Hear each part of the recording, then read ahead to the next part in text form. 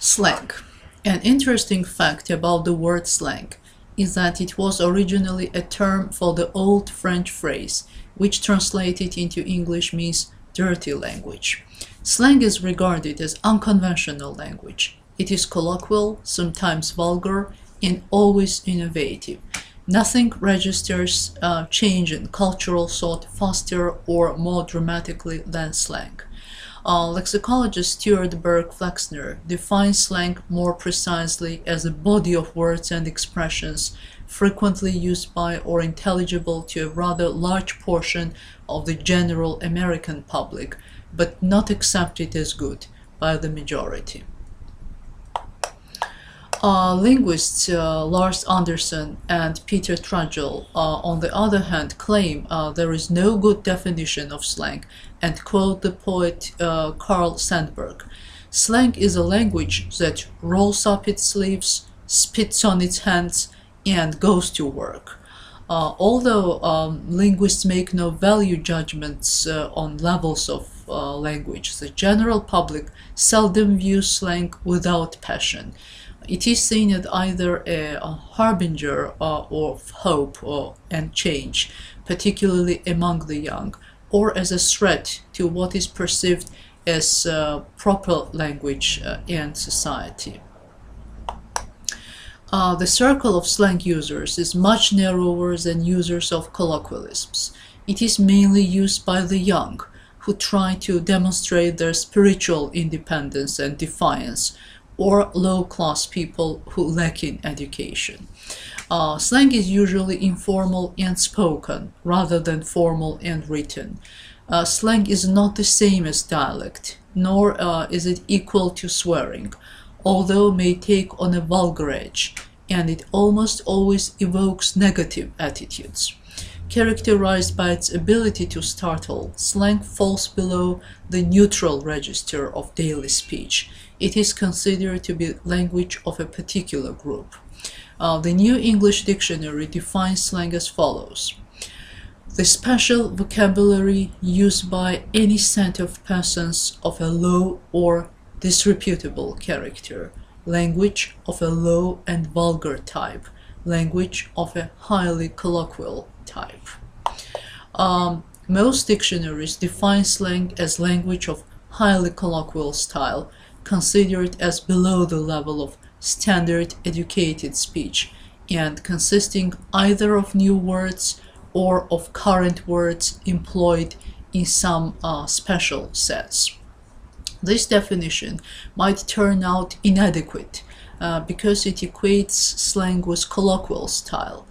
The qualification highly can hardly serve as the criterion for distinguishing between colloquial style and slang.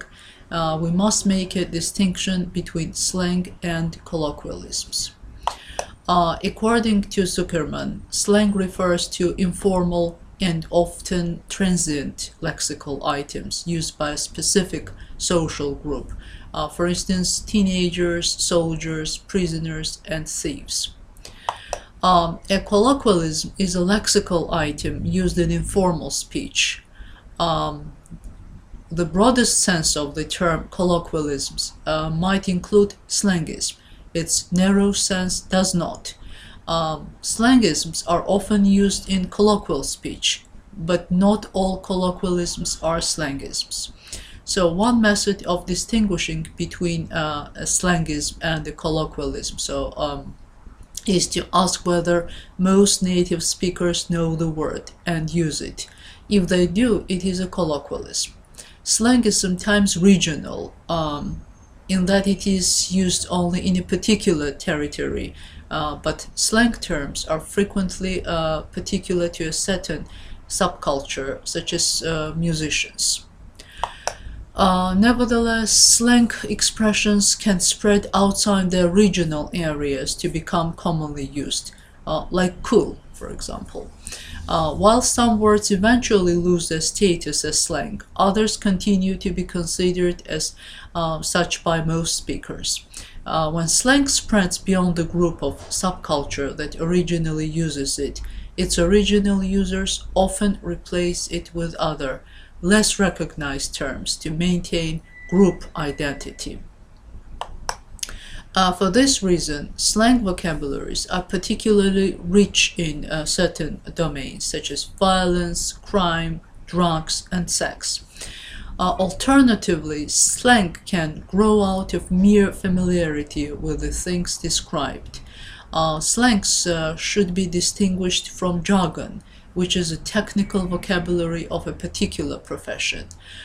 Jargon, like many examples of slang, may on occasion be used to exclude non-group members from the conversation, but in general has a function of allowing its users to talk precisely about technical issues in a given field. Well-known English writer Chesterton declares that all slang is metaphor. We cannot but agree with this statement. Slangs mostly possess metaphoric meanings, often with a coarse, mocking, or cynical coloring. Let us consider the following examples. So, mug, face, saucers, eyes, trap, mouse, to leg, to walk. All these meanings are based on metaphor, of course. According to Henry Bradley, slang sets things in their proper place with a smile. Indeed, a prominent linguist observed that if colloquialisms can be said to be wearing dressing gowns and slippers, slang is wearing a perpetual foolish grin. The world of slang is inhabited by odd creatures indeed, not by men, but by guys.